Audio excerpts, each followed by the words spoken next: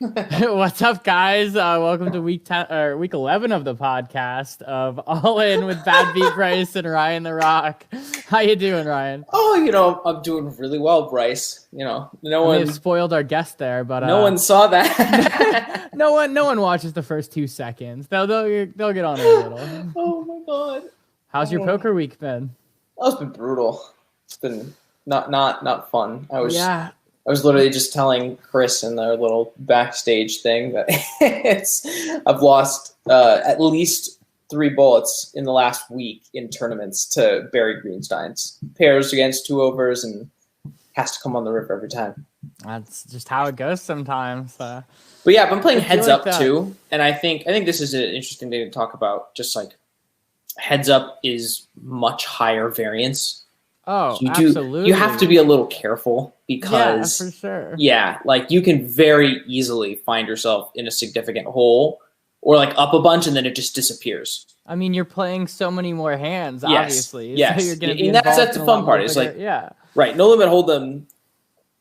If you ever forget that your entire stack is at risk every single hand, and with just 2 people, obviously you're very vulnerable. So Ryan and I both have actually been doing Heads Up challenges. So I've been playing with my friend Sam, who we've been playing 2-4 a ton. We actually have a game right after this.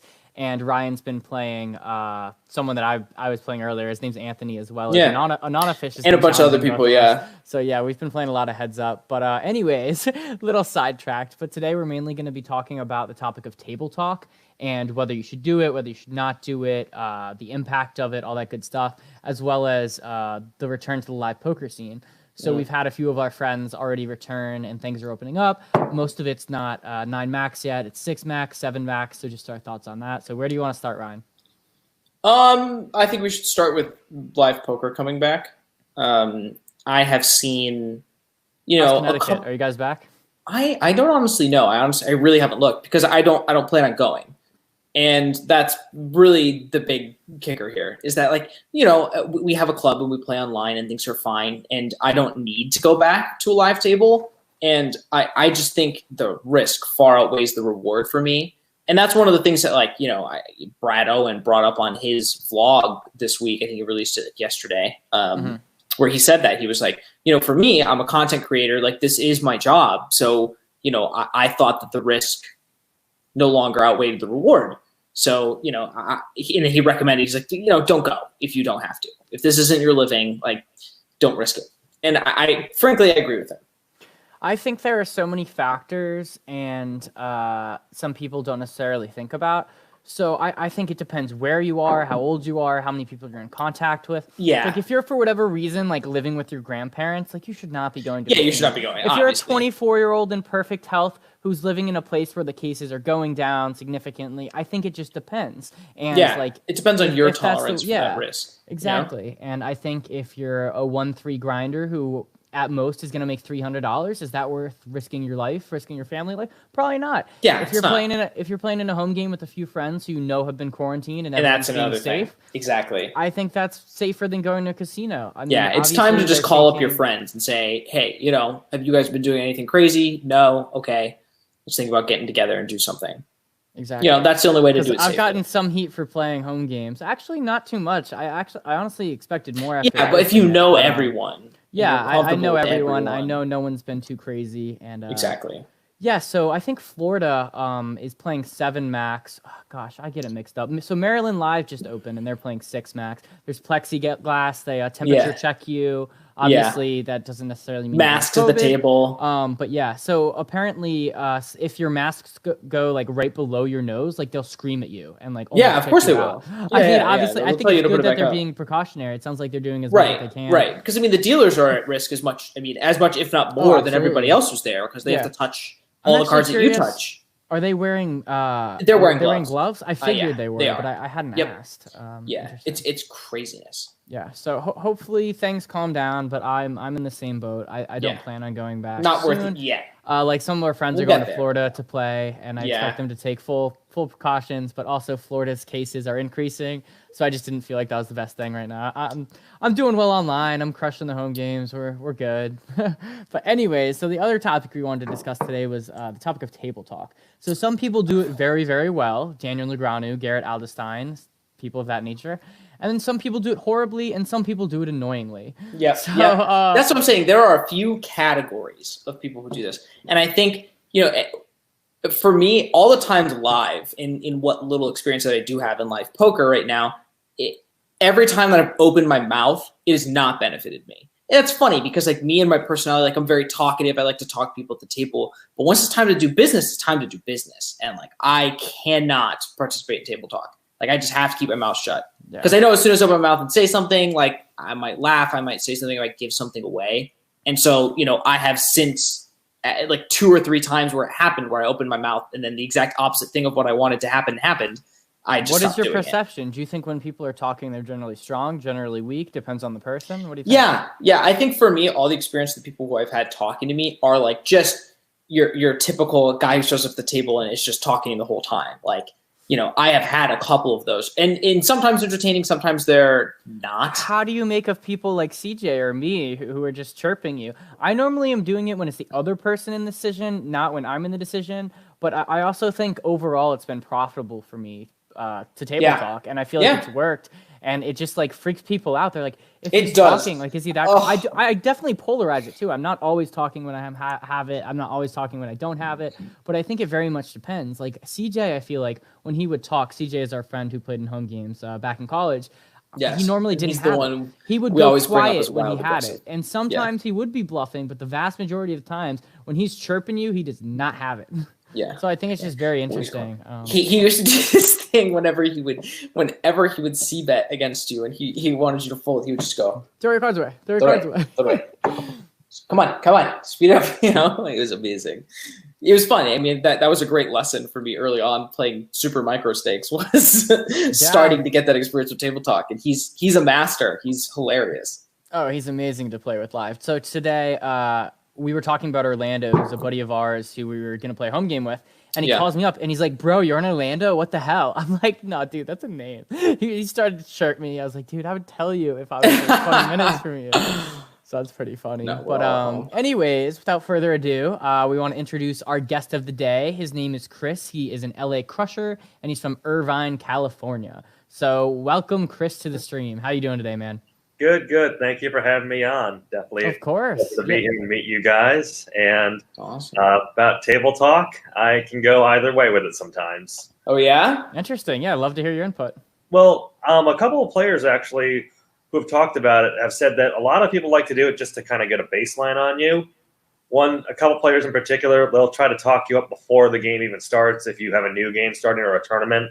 And they'll just try to chat you up on anything like sports, where you're from, your name, things that you're casually going to talk about, but they'll try to basically get a baseline of your voice, almost like a lie detector test where they just want to get the baseline.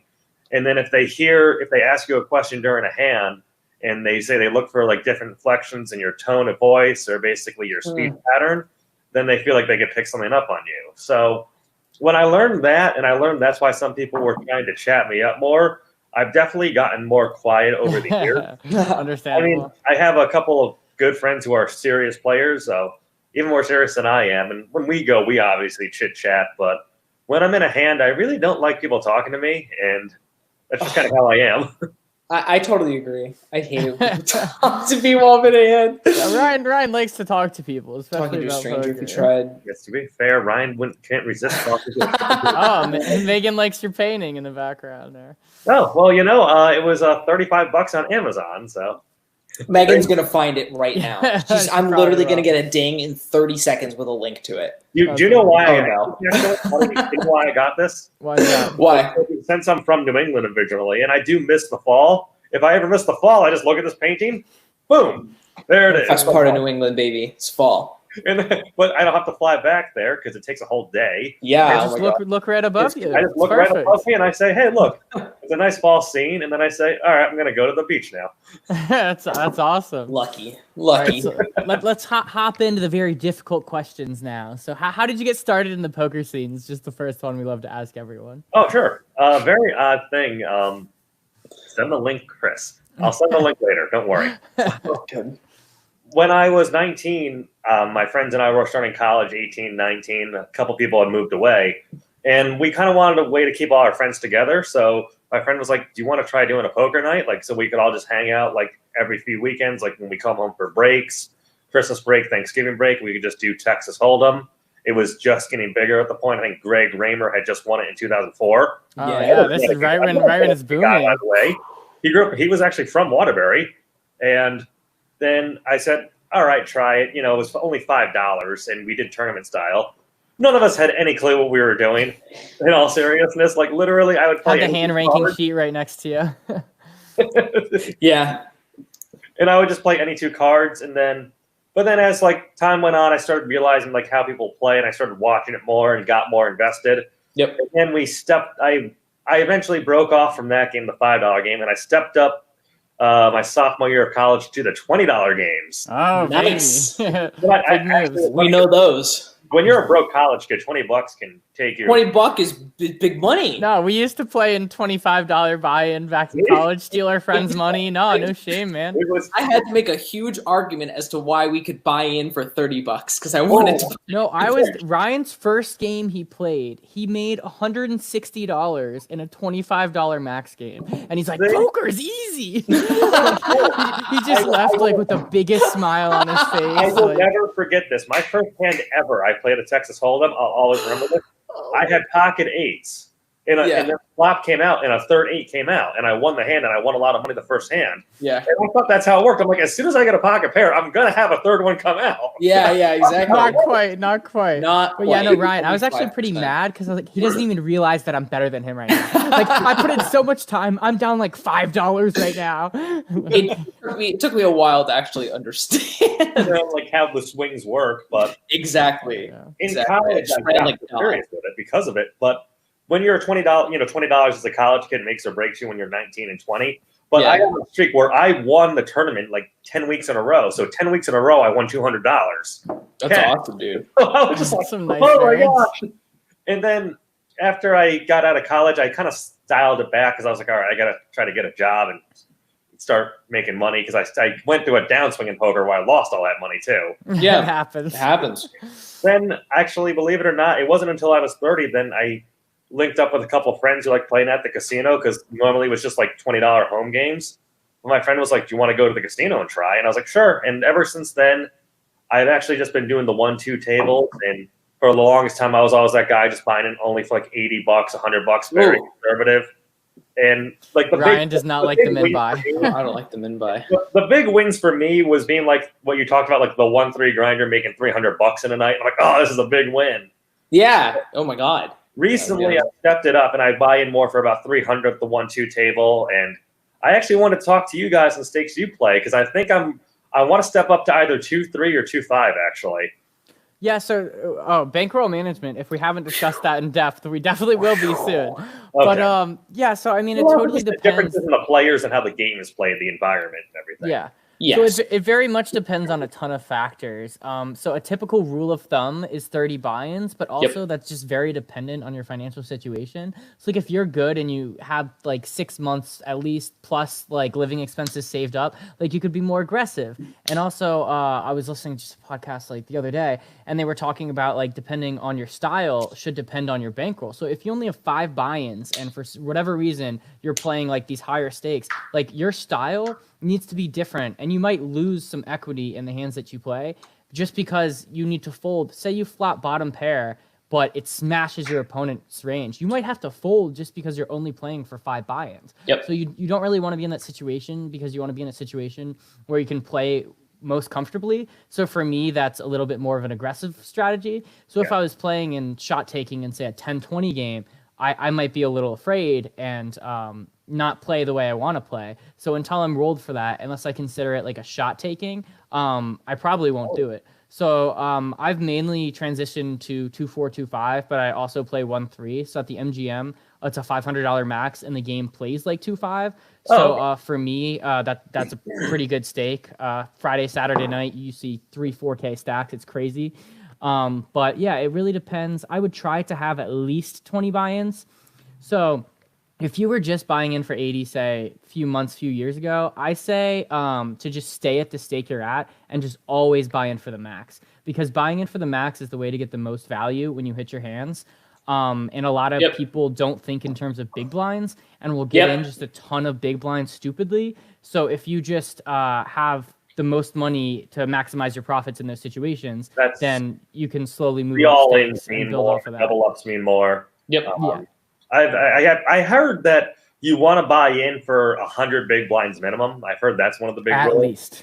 At least. And I'm only doing like 40 or 50 big blinds, like at most. So for me, it was a little weird at first when I jumped from 100 to 300. I text my friend who I used to play with years ago, and we both lived in Connecticut. And when I went to play with Brad Owen and Andrew Nemi, I was doing the 1-2 table, and he said, "How much are you buying in for?" I said 300. And then I just wrote back to him, "Did your brain just explode?" Because he was always used to being that $100 guy. That's hilarious. Yeah. But the thing to also remember is like your ranges have to be a little different. So if you're playing 40 big blind stack and like there's a raise in front of you and you're on the button and you're with like ace jack suited, you really want to make it 7 big blinds when that's like almost 20% of your stack. Like that's kind of a lot. That's true. Actually, whereas if you're 300 big blinds deep, ace jack suited's a completely fine 3-bet. You know what I'm saying? Oh no, I totally understand why. I mean, for me, I was a little risk averse when I first started playing. Being more conservative. Like I didn't want to lose the money. But makes sense. I don't look. I live in Southern California, so if you have 6 months worth of income saved up when you live in that's a lot of money. Good Lord. California is very expensive. And like I said, it depends. I had that much money in my savings right now. Yeah. So I think with that said, especially, it sounds like you play a lot for the entertainment. Obviously, nobody likes to lose money. Nobody likes to lose, but that's why the $100 for me was more like it was a fun night out. Because like if you go out drinking with your friends, you're gonna spend $80 to $100 on Ubers and crap like that. Do you guys get free drinks at the casino? Obviously, you don't want to play trash, but if you're going out with the boys, having a few drinks, actually, it was funny. I don't drink, so I was always the DD, so it was always a safe ride since I was always stone sober. They would have free drinks, and we would just have a night playing cards. Actually, that's awesome. That's good. Glad they were responsible with that. That's pretty cool. But yeah, so my best suggestion is just stay at the stake you're at. Keep having fun. It sounds like you're going with your friends, and you labeled yourself as more of a serious player. So it sounds like if you moved up your stakes, you might not still be with those guys. So I think it's they're pretty serious with it too. Actually, okay. One of them actually has a World Series of Poker ring. He won a tournament. That's awesome. In Connecticut, it was a $30,000 tournament, and then he won a seat at the World Series in 2015. Wow. He's done well, and the other one is actually a very aggressive 2-5 player, and I've seen him walk away with $3,000 or $4,000 in a night. He's definitely kind of helped me with my game because he was like, you kind of play a little too tight where it's like when I bet, Ryan, unless people had like top pair, top kicker, they didn't really want to engage with me. Yeah. But I've kind of varied up my play where now like I'll call raises with a little bit wider range just because I have a bigger buy-in. And also I'll do the occasional limp with aces, and sometimes it hurts, sometimes it helps. I mean, yeah, very dependent on your game. Typically, I don't limp aces too much, but if people are raising every single hand, you can just limp back raise or play a little tricky. Right. But yeah, I mean, it sounds like you're having a good time with your friends and you're at a decent stake, and I don't really see a reason to move up. Just keep buying in for max and keep having fun. I think I would also add in that for you right now, as you're starting to think about it, you said right at the beginning, you were talking about, is the game different between 1-2 and 2-5? And I think that it is to a certain degree, where I think before you just say, oh, I'm going to be a 2-5 player now, you should think about, as your role gets bigger and as you feel more confident, taking a shot, saying, okay, in 2 weeks, I've been playing really well at 1-2. I think I'm feeling comfortable. Let's take a shot at 2-5 and sit there and get comfortable with the buy-in and the amount of money and what's happening and how the people play around you. And I think that's a good way to think about moving up in stakes. Yeah, and the other thing to think about is just, do you think the increased stakes are going to affect your decision making? Like, exactly. Do you think you're going to make a call because the line doesn't make sense in 1-3 and you're confident with your gut, Yep. but in 2-5 you're afraid to make a $220 river call? Then you shouldn't be playing those stakes, because people are going to notice, people are going to bully you, and you can't be too much scared money. I guess is the best way. That's my problem for a long time. I was scared money, but it's funny you said in my gut. I always actually go by my gut instinct, and it's never steered me wrong. And the one time I ignored it, I would have flopped a straight flush. Isn't that always the brutal thing? I had 7-9 of spades. I had 7-9 of spades, and my gut was screaming to play it. But I had like about 300 in front of me. I was having a good night. One guy raised to 10, another guy raised to 20, another guy raised to 50. And I'm looking at it, and I'm looking at 7-9 of spades, and my gut's like, play it. And I said, no, I got to be smart, and I folded. And then the next guy pushed all in, and then all four of them went all in pre-flop. Oh my God! While you would have won a 2K pot this time, you got to make that fold. Yeah, exactly. No, I shit you not. I don't know if we're allowed to swear on here, but you're good, man. I shit you not. The flop 5, 6, 8 of spades. I flopped it. Did you just like pound the table? I don't drink, but I was like, I might get a beer right now. I would tell whoever actually won that pot that they needed to buy you a beer and tip the waitress. I even asked the dealer. I just looked at the dealer. I was like trying to compose myself. I said, dealer, I was like, you see those cards I folded? And they were like, yeah. I was like, can you flip them over? And everyone was like, what the? And I was like, yeah, that's wild. And there was a really loose player next to me he was actually the reason that I realized I should buy in for more than 100, because he was the guy who would buy in for 100, lose it, buy in for another 100, lose it. He was just right with 100. Those are beautiful.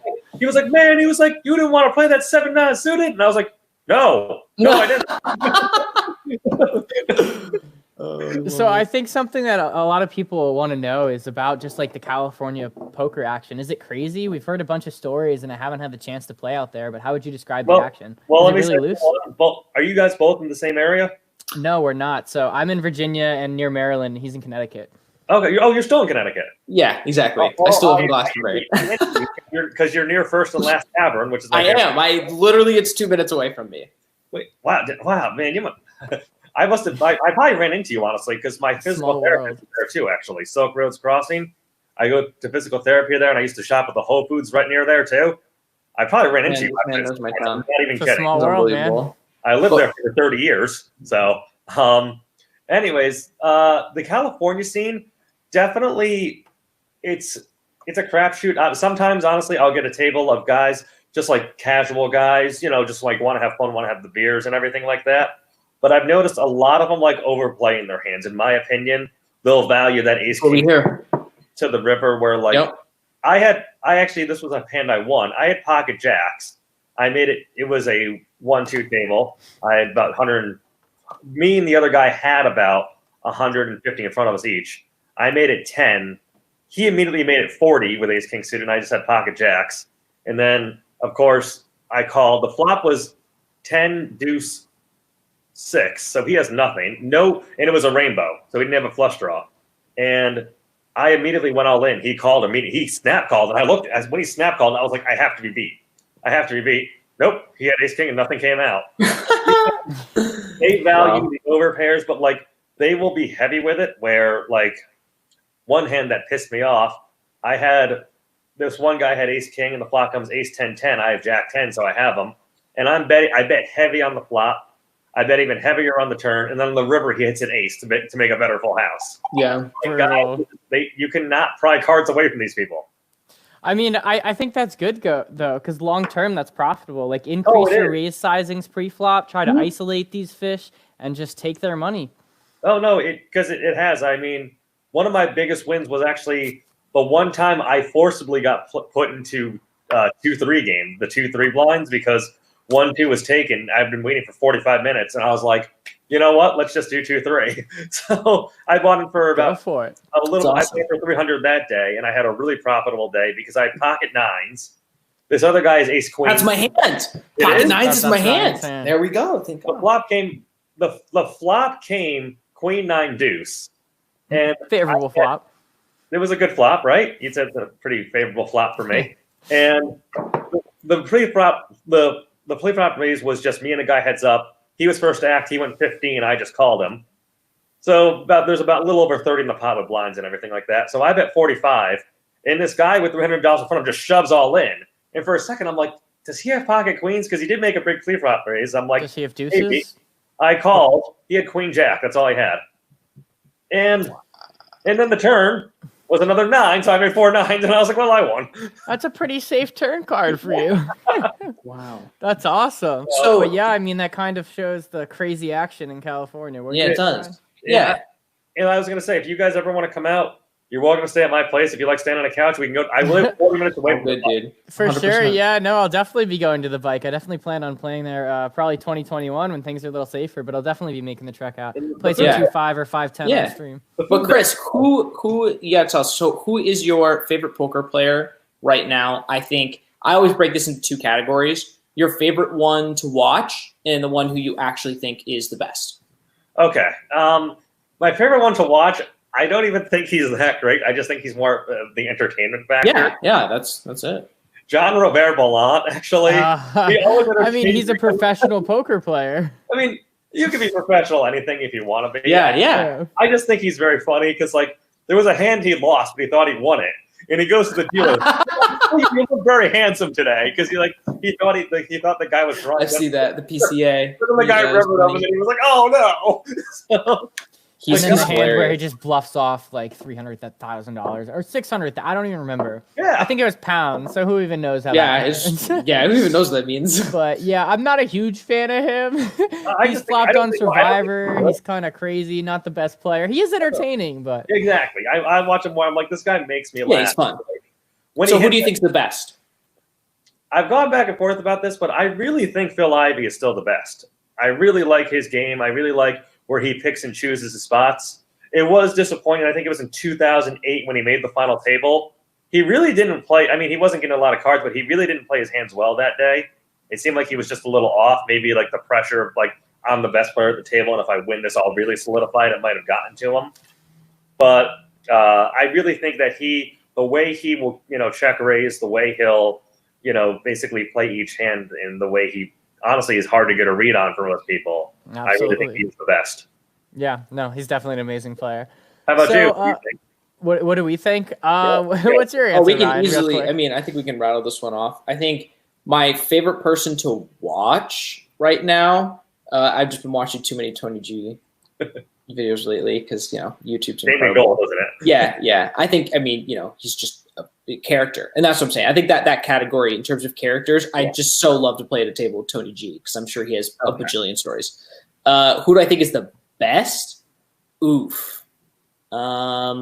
I don't even know if I could really answer that question because there's so much going on. I don't know how to answer. I'll answer my favorite to watch. My favorite to watch is Tom Dwan. He's just a sicko. Oh, that's so true. And obviously hasn't been playing too much as of late. And I don't even know because it's difficult. Best player right now, like Fedor Holz is an amazing player, but I don't think he's top of his game. Garrett Aldenstein's a sicko, but he also doesn't play the nosebleeds. Right now, there's no one who's like actively super duper hot that I can think of because there haven't been any super huge tournaments because we're all stuck. Yeah. And I mean, Brent Kenny is hot. Brent Kenny, yeah. The guys who win the World Series of Poker, I mean, I know they win a ton of money, but you can't look at them and say they're the best player in the world right now. Oh, absolutely not. If you look at Jamie Gold, who won the biggest field ever, he's bad. Like he's not a good poker. He's Chris Moneymaker is bad. He's not horrible, but he's good. He's way better than he was back then. I think he's better than Jamie Gold too. I think he's way better than Jamie Gold. I also think he was a better champion than Jamie Gold. Absolutely. There's a whole other aspect of being champion of you now become an advocate for poker. Yeah, Jamie Gold was a terrible advocate. I think Chris Moneymaker continues to be a good one. That's true. No, so, but winning it is a whole different story. And Joe Hashem, I guess Joe Hashem has a bad reputation of not being a great ambassador. Like he was really like humble when he won it, but I guess nowadays he has a bad temper. Whenever he loses, he has a bad temper. So super zen with the little goatee. He lost that zenness. Now he's just always like swearing. I wonder if he got rid of the goatee too. I haven't really paid much attention to him lately. Well, I think a lot of these guys, I mean, they're set. If they're smart, they could be set for life. But a lot of these poker players who were hot in the early to mid 2000s were kind of flash in the pan players because I mean, I think the game also fundamentally, or not like it changed in a significant way. I think from the 2000s till today, it's a substantially different game. We can talk about that. And the poker field is, we can talk about that for 2 hours. Because it's crazy. Like, it was so much live reads. The players were bad. There weren't poker books.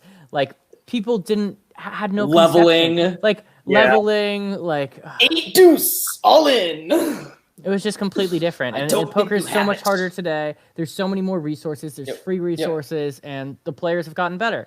It's definitely still profitable. There are a lot of bad people. But I don't know if it's like, I think the players have gotten better because I think people take the game more seriously. Like, I think when Chris Moneymaker won it, I think it was like, not that they were like people like folding it in. I think people were just there to like, literally, it was just a good time to be there. It's like, I'm in Vegas. I'm playing this tournament. Maybe I got off a satellite win. While guys now, they look at it like this is life-changing money. If I can make the top 100, I'm still making a good 6-figure check. Absolutely. So before we go into our hand histories, we're just going to do a minute of rapid-fire questions. So try to answer these as fast as possible. Right. And without further ado, what is your favorite drink? Doesn't have to be alcoholic. It's water that I'm drinking right here. Water. There we go. All right, Ryan. Yeah. Favorite celebrity? God, I hate most celebrities, to be honest with you. I love him. I really don't have one. That's fair. That's fair. Most annoying. Ashton Kutcher. All right, that's fair. Good guy. Most annoying poker player you can think of? Phil Hellmuth. Facts. Very fair. Favorite musical group? Cartel. Artist. What was it? Cartel. Yeah. Interesting. Best movie of all time? You know what? Actually, if I had to really think, Braveheart. Good movie. Interesting choice. I like it. Most annoying thing someone could do at a poker table, in your opinion? Honestly, eat on the table. Eat? Interesting. Oh, on it? What about like slow rolling? Oh, okay, yeah. Oh, that's fair. No. I mean, if you're going to try and put your stuff on the table, yeah, you should be reprimanded for that. Very true. All right, that is it for those questions, but we will now be going into the question you submitted. So let me just pull that up really quickly. The question? So... Wait, was the top one, the 51 online, no limit online? Was that you, Chris? Top 51, no. No, 50 cent, $1, 9 max. No, I don't think that was me. Oh, yours was a live hand? Okay, we'll do that one. Yeah. Is it the third or fourth one? No, I don't know if we have any. No, we definitely do. Which one? That's what I'm saying. Because if it was the emailed one, that would have been the first one. What was your hand? If you remember. What was my hand? I asked you your favorite hand in poker. No. What was what was the hand history? Oh, okay. I'm sorry. Okay. The hand that I lost, actually. We'll go with this one. All right. This was, I think it was when I emailed. I mean, looking back, I probably made a mistake. Oh, no, you're fine. We have the hand. We just don't. No. What were your two cards? The way I played it, I probably made a mistake. Oh, no, you're good. So the way the hand worked out, there was 5 people in the hand. And they all limped in. It was all $2, and I was second to act, and I had King 7 of spades. So everyone just Wait a minute, That's the top one. Yep, we have that. Yes. Okay, good. So I had King 7 of spades. That's all we needed to do was get to which hand you had, and you nailed it perfectly. So give us 1 second to do our magical production abilities. Bryce is going to make this hand magically appear. Oh God, this is embarrassing because I had a bad hand. No, you're good. You're good. It's good for the Look, podcast. that's what this is for. I have shown hands where I've lost hundreds of dollars on this podcast, and Bryce has shown once himself. It happens to all of us. Very true. Oh, yes, all perfect. Right. That's exactly how it's lined up. Oh, it shows the villain's hand, but you know what? It's fine. Yes, it does. Ryan made this. He was a villain. villain. I apologize. Fine. All right, so small blind flats, you flat. We go 3-way to a flop. So, no, it's 5 ways, actually. 5 people call. Oh, 5. Wow, totally did not see those people. Right. So I think King 7's fine to defend here, obviously, for such a cheap price. It didn't pause. So you check, and villain bets $10. One other caller besides me. One other caller. So you decide to call flop. Yeah, I think calling flop is fine. You're probably feeling a little iffy because villain's only going to have not too much, and the pot's going to be 30. Wait a minute. Here's what I'm saying. Here's what I'm going to say, is that villain bets out pot here. So I think when we're thinking about calling with draws, we also have to be thinking about what sort of equity that we have continuing in the pot here. If the villain's continuing for pot, you have 3-1 odds to continue here. Seat 5 calls. Yeah. Okay. I see what you're saying. Yeah. Right. So, when he continues for pot here, you also have to think about, what hands does he have here? He's an early position opener who then, when check to, bets huge into what is a pretty dry flop. You have a strong draw, and I think your draw is probably not horribly dry.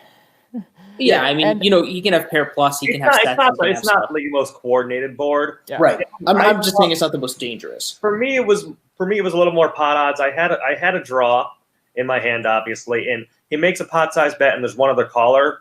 So I'm thinking the pot's now $30, and I have to sacrifice 10 to win 30.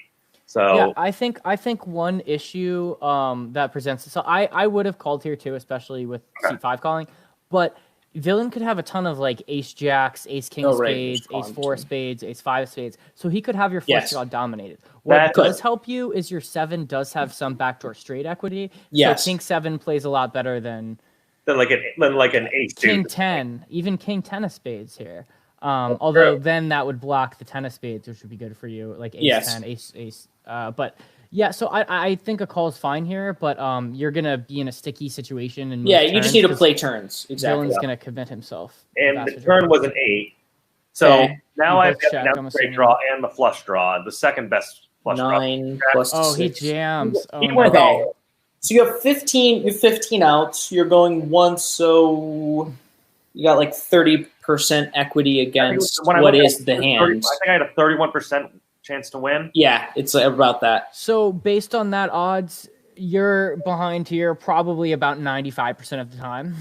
He probably doesn't have many bluffs here at all, and even his ace K or whatever are ahead of you. So you're really calling an over pot I'm win. calling to hit, you're saying. Yes. So you're calling 48 to win a pot of 88, but you only have, like you said, this is 31%. honestly close though when you look at the odds, because he has the equity necessary to make this call profitably in the long term. But I think this is one of those spots where you look at the equities and you say, I can make this call, but you think about villain. If you have any past history with the villain, have you seen them play hands like this? What hands have they played like this? This is one of those spots where you just have to think about what made me call. This guy was actually, I've been playing with him for a while, and he was a very good player. Okay. So he got you with the trap here. Player can obviously pick up kings or aces evidence of this hand, but he was a guy who was always riding low pair. Like he wouldn't want to fold like bottom pair, or he would ride top pair with a 2 kicker. And he would Ryan, we're actually wrong. You didn't count the 2 ace outs also. Or never mind. I'm stupid. He has aces. I'm stupid. I'm so stupid. I very much apologize. I thought he had kings, which wouldn't make sense. Disregard what I said. Anyways, the call isn't bad, but obviously, like Ryan said, it can be difficult in situations where you're like positive you're beat.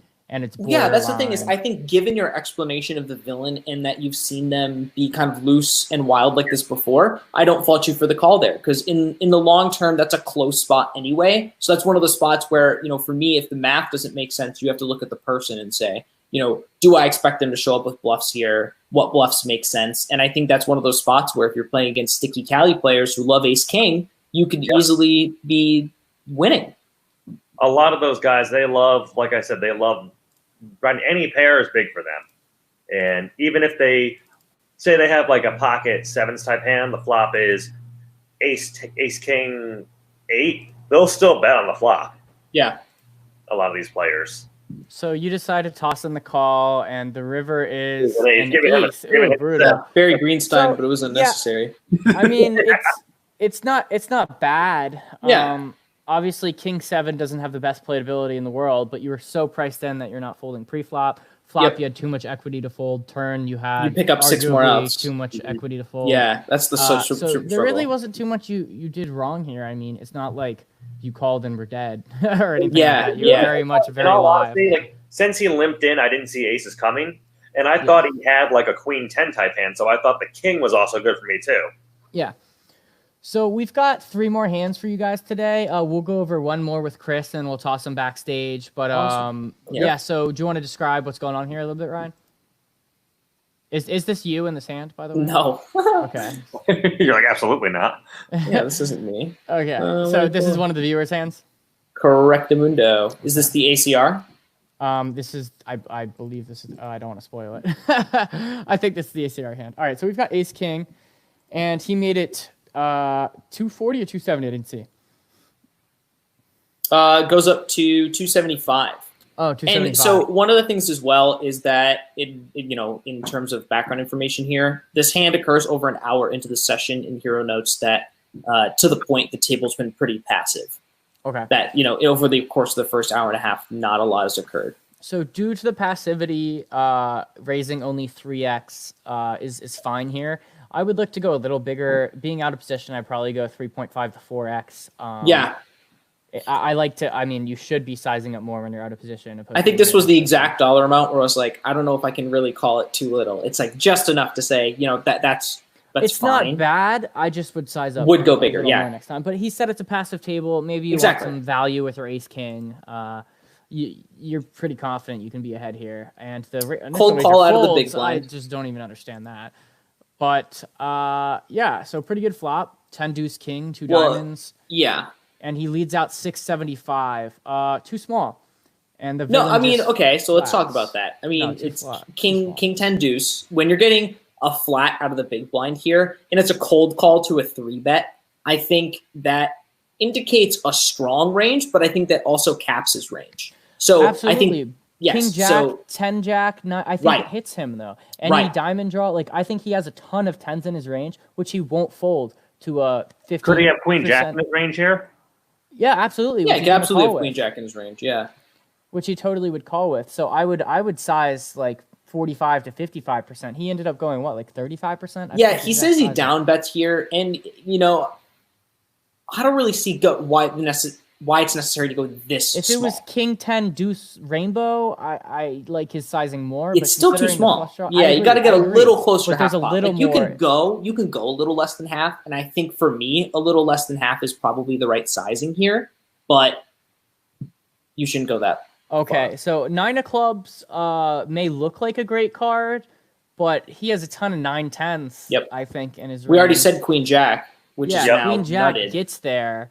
So I hope he sizes up here, and I hope he sizes. Well, up actually, if a king could have gotten there, do you maybe want to check and see what they do, or do you think that's too conservative?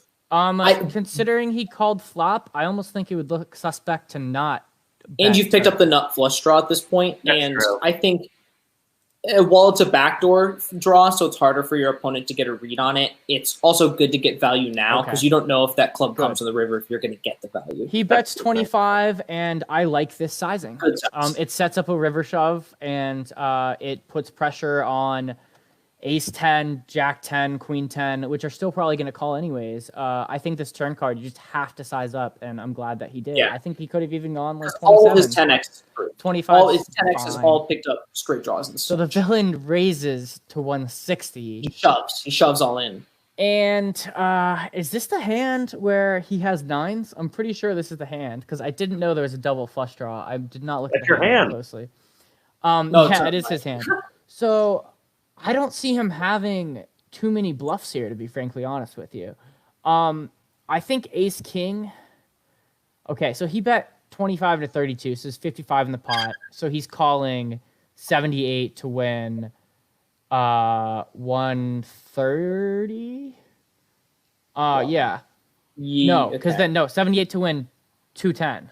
Yeah. Yeah, I think that's right around the map. Yeah. So interesting spot. So I don't think the villain has bluffs here. I think villain looks like they have 9s, Jack Queen, or King 9. You know what I'm saying? Right, because draws shove here. No, and you block the club draw, which is huge. Yeah, you block the draw. I think he raises flop if he has a diamond draw. Yeah. He might raise turn if he has I don't know, Ace 10 of diamonds and just decides to. Could he have slow played a set of 10s here? I don't think it's possible, but I think given the pre-flop action, it's less likely. I mean, 9s and 10s are fairly similar in terms of in terms of strength. But yeah, I don't know. Gosh, what do you Well, can we think, talk there, about Ryan? You the put in the shove? call? Do you think that? I mean, oh, I don't know. I don't know why the villain did this, because with the small blind betting like this, I think if I'm the villain in position here and I'm sitting there with nines, I wouldn't want to play them like this. I don't think. I don't. If you shove to put pressure on hands, like that's such a tough spot, because now you're putting ace king in a spot where it's almost no longer profitable for them to call, even though you've picked up a flush draw here. It's a toughie. I don't know if I would make this shove here with I a honestly, set. well, we're talking more from your perspective, not from the villain's perspective. Right. I do shove a set here because it could look like a draw, Yeah. and I don't But know though. what You draw- don't have many kings in your range, so I Yeah. agree. What do you do though? Do you just flat and jam a brick river? You also are afraid. You miss value by doing I that. think villains should be raising here. I don't know if you go that big. It's so hard because If I'm the villain, if there's a straight draw and 2 flush draws out there. If I do have a set, I think I do shove here because I want to get rid of all the draws at this point. I think ace king has to call. Mostly being if villain has king 9, king 10, and you hit a 10, deuce, and ace. You don't put him on too many sets here. He has set of deuce, set of 9 sometimes. I think you have to call for that very reason.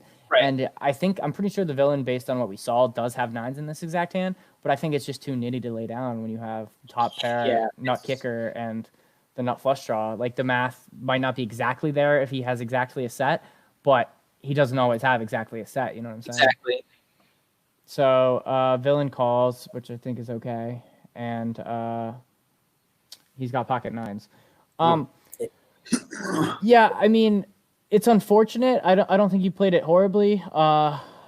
I don't think you played it bad even necessarily. I just think that I think you're behind a vast majority of the time. And I think when I read it, I thought it was a rainbow board, which obviously I think is a pretty easy fold because I don't know how many bluffs he has. But with you picking up the nut flush draw, if it was a 9 of spades, which obviously it couldn't have been, I think you just can easily lay it down here. I mean, I'm assuming. Or, of course, if it's the 9 of diamonds, I think you can easily lay it down. Yeah, exactly. Yeah, absolutely. You could just be dead. Yeah, absolutely. Brutal.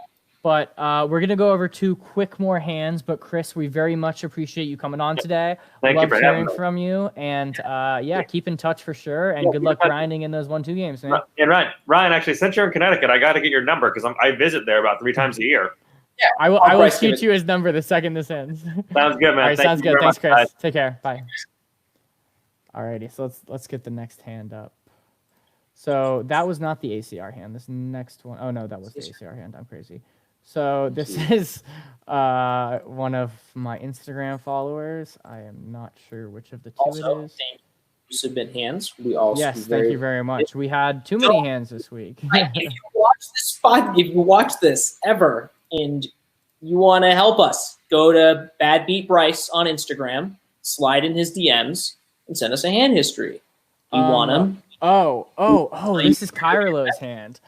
I saw the stacks and I was like, "Is this a tournament?" And I was like, "This is my boy Kyrlo." All right, buddy.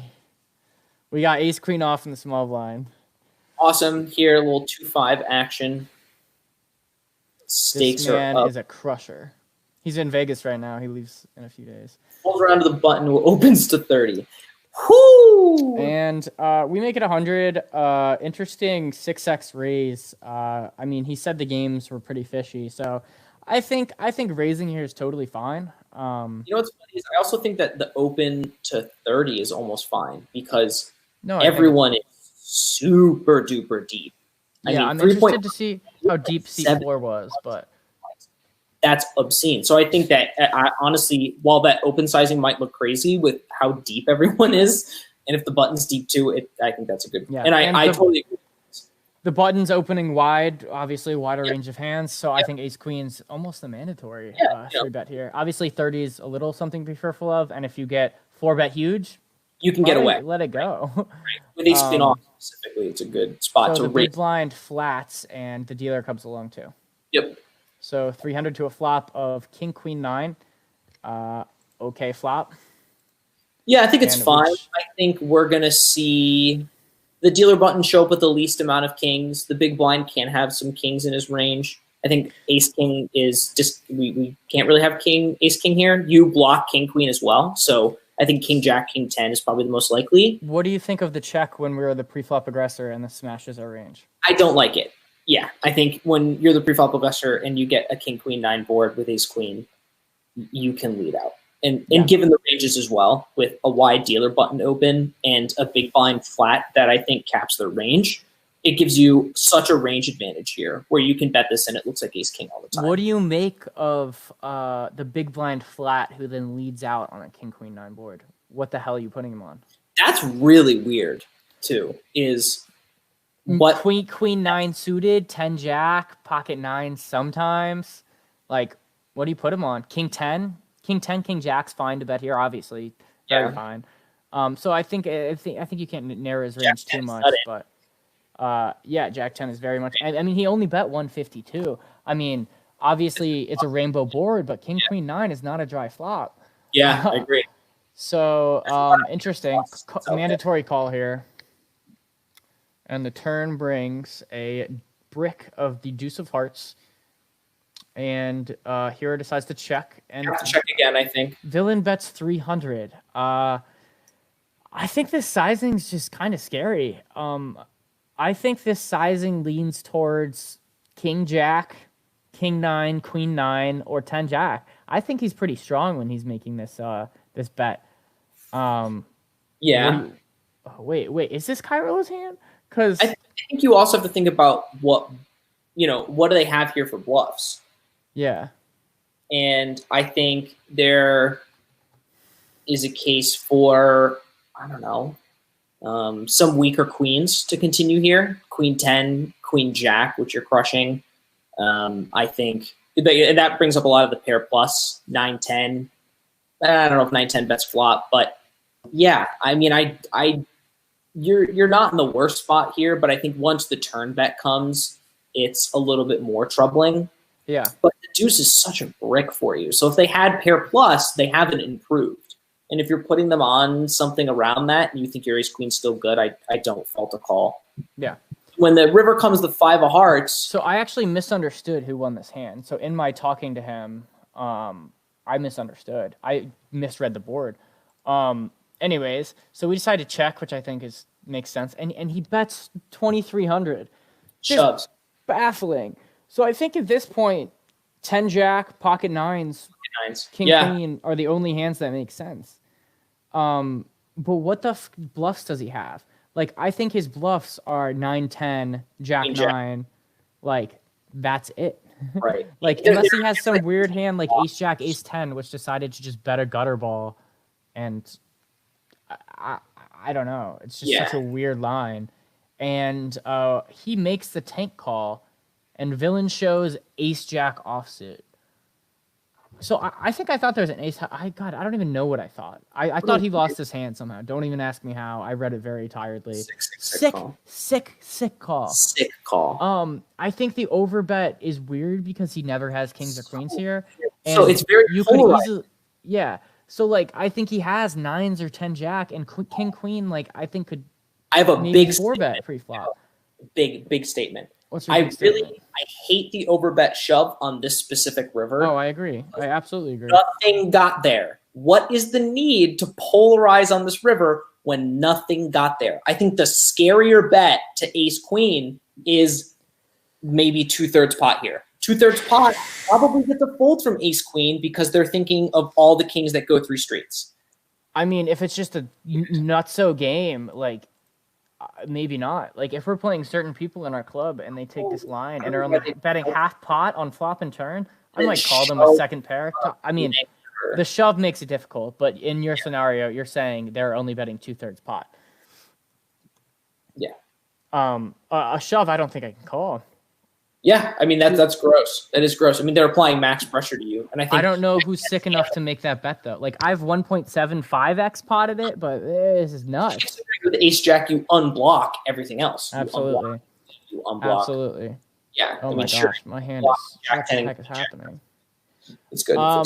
So we've got one more hand for you guys today that we'll get into pretty quickly. It's been a fairly long podcast. We normally try to keep it between 45 minutes and an hour. But yeah, let's get into it. So this is another viewer submission, and we have pocket tens and a 1-3 game. I believe this was a live game. Is that correct? Yes, I actually watched. What the hell? I am confused on the action. What did you do on the show, my pair? Hey, relax. Look at the villain. There is a button straddle to $6 because he said that he opened to 10 or to 20. And I don't know if that's okay. I watched his vlog. He is a up-and-coming vlogger. Oh, you watched his vlog? Cool. Oh, I know who this is then. Okay. Yes, he's Blue Man. Yeah, Poker. yeah. That's his name. Yeah. Go check out his stuff. He's just getting started. He's a little new to vlogging. And so, yeah. So it was kind of hard to figure out the action in his hand because he said he opened, but he also said he was the big blind. So I've given it a button straddle. All right, so we're going to make it 20. Correct. Makes it 20. Villain in the question mark small blind calls. It's in the straddle. The button straddle. Oh, okay. This is just so weird. Okay. Anyways, we bet 25. How are we in position? He must be a dealer then. He is. I see what you're saying. Oh, straddle. I'm stupid. I understand. I understand. Okay, so we bet 25 into 50. Oh boy. Okay, he opened to It's 20. 46. We got call from the button, so there's 40 in the pot. A little more, but yeah. 41. There's 41 in the pot. So he bet 25 into 41, which I think is a little big, but at the same time, you don't want to see any overcards. Like, I don't hate it. I think it's fine, to be honest with you. Villain makes the call. 91 in the pot. Brings in the straight, but how many 5-6s does Villain have? I think you should totally bet here, and I hope he opts for a size of about $65 to $72. You're gonna get your wish. I am, or am not. I think it's close. 60. Okay, oh my god. Okay, we bet 60, and he jams on us. Yes. Yeah. So this brings up the interesting conversation about what are we thinking here with tens? So I'm thinking snap fold. You open, and then you get this flat from the button straddle, and the button straddle is going to continue with a very, very wide range of hands. A very wide range of hands that smashes this flop, and, I think this is something where they could have easily check called you with a set of sevens or deuces or hit a set of fours on the turn. Well, I don't know if they will continue. I think the issue is finding a bluffing range here. I think he can bluff with like a 5 or a 6 in his hand, but the issue is what 5-6s does he have here? Yeah. Not 5-6 exactly, 5 or 6. Like he can't have ace 5 suited. You know what I mean? Ace 6 suited, or sometimes. But like if he has 5, like 5-4? What I think you just call. I don't know why you would turn that hand into a bluff. Yeah, I don't think 6-7 all the sets here. And I actually think my recollection is that he was bluffing here, but I don't think on any planet you can call here profitably. No. Because he's putting you on a strong hand. You pre-flop raised, you bet flop pretty big, you bet turn decently big. He has all the sets, all the 2 pairs. I mean, he could have 7-8 and just decide to raise turn here. Go with it. Right. In which case you're in a lot of trouble. I think you're just screwed here the vast majority of the time. I think you just have to lay it down. Like, I don't even think we need to go into pot odds. I agree. I don't think you're good here enough. I think I absolutely agree that given the ranges here, that this is something where I don't even think you need to take super long. And I think Villain showed their hand. No, Villain did. I mean, I can't show it, but yes, Villain did show pocket 6s, and Villain also said apparently in a southern accent, "Oh, I bluffed you." I love it. I do. I think it's great because, the problem is the next time that Villain tries to do this to you and you show up with 7s, you're getting absolute maximum value. I mean, you double block the straight. You have every single set. Yep. I like it. It's a beautiful bluff. I love it. And it's a great did basically a very similar bluff and got snapped off by the nuts when I double blocked it against George in a home game. So, I like Villain's play. Max pressure. I like it. Yeah, and, that's it. Earl Brunson would give that his stamp of approval. I think you just have to fold here. I mean, yeah, because that's what I'm saying. Do you think it's a different story if you have aces or kings? No. The answer is no, because we're not putting him ever on like a single pair hand. You know what I'm saying? Yeah. We're not putting him on a pocket pair that's better Good than answer. us. I'm glad I can test my his code. range is super capped. Yeah. Super capped for flats. I feel like it's interesting though, because I feel like aces are a lot more of a painful laydown, even though it's literally the same hand. Having aces or tens is the exact same hand. It's the exact same situation here. Unless he's just deciding to bluff you with like, I literally can't name a hand. I can't name a hand. That's the problem. No. Like what I was gonna say like 9 jack of spades, but is he really gonna do that? Like 9 10 of spades makes a lot more sense. You know what I mean? Yeah. But have an opener plus flush draw. Yeah, not worth it. But today's episode, thank you very much for tuning in. Very much loved you guys sending so many hands in. We had a few more on top of this and had to hand select. But thank you again to Chris for coming on. Very much enjoyed talking to you. And I'll shoot you Ryan's number right after this. But thanks again, and look forward to talking to you guys next week. If you have any ideas or suggestions for things you want to see us talk about, or if you want to see your hands featured, DM me, email me at brycebwilliams@gmail.com. And thanks again, and we'll see you next week. Take care.